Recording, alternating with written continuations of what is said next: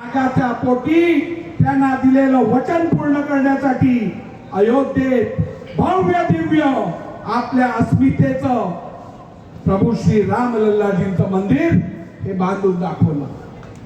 बांधवांनो, आपल्या वडिलांनी बघितलेलं स्वप्न, तुम्ही आणि आम्ही बघितलेलं स्वप्न, ह्याची पूर्ती झाल्यानंतर काय अपेक्षित होतं? जाऊन त्या पवित्र स्थानी आपलं मस्तक टेकून आपला आनंद व्यक्त करणं, आपली श्रद्धा व्यक्त करणं। केवळ एका विशिष्ट मतदार वर्गाला वाईट वाटेल, आपल्यापासून दूर जातील, ह्या भीतीपोटी त्या नेत्यांनी आपलं मस्तकही त्या देवळात टेकायची हिंमत दाखवली नाही। जो आपल्या इमानाबरोबर, आपल्या श्रद्धेबरोबर, जो आपल्या श्रद्धेबरोबर तडजोड करू शकतो, तो तुमच्या बरोबर काय करेल याचा आपण विचार करा। बांधवांनो, या आदरणीय हिंदू हृदय सम्राट बाळासाहेब ठाकरेंनी ज्या स्वातंत्र्यवीर सावरकरांच्या नावाचा गजर करत या देशात ज्वलंत हिंदुत्व कायम ठेवण्यासाठी प्रयत्न केले, जीवाचं रान केलं, त्या स्वातंत्र्यवीर सावरकरांबद्दल अपशब्द वापरणाऱ्या या काँग्रेसच्या नेत्यांबरोबर मांडीला मांडी लावून यंदा मी पंजाबवरती शिक्का मारणार सांगणाऱ्या लोकांना लाज देखील वाटत नाही। अशा लोकांना तुम्ही माफ करणार का? हा आज विचार करायचा क्षण आहे। बांधवांनो, येणारा काळ हा देशाचं भवितव्य ठरवणारा काळ आहे। येणारा काळ हा तुमच्या परिवाराचं भवितव्य ठरवणारा काळ आहे।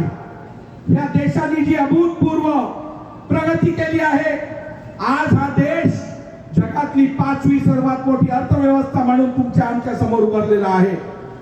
काही वर्षातच आदरणीय प्रधानमंत्री नरेंद्रजी मोदी यांच्या नेतृत्वात हा देश जगातली 3री सर्वात मोठी अर्थव्यवस्था म्हणून उभारणार आहे।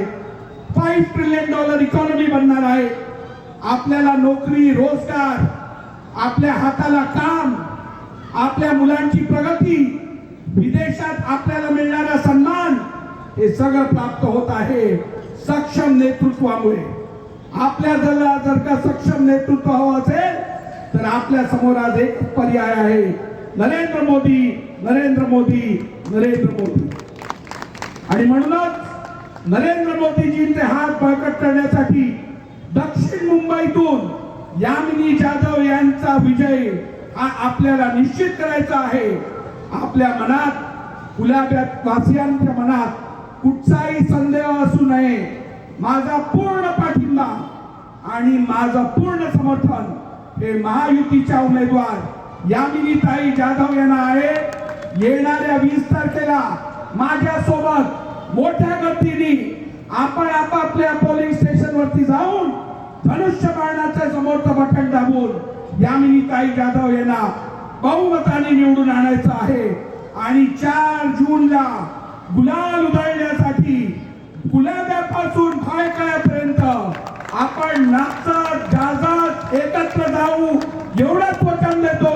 खूप खूप धन्यवाद। जय हिंद, जय महाराष्ट्र।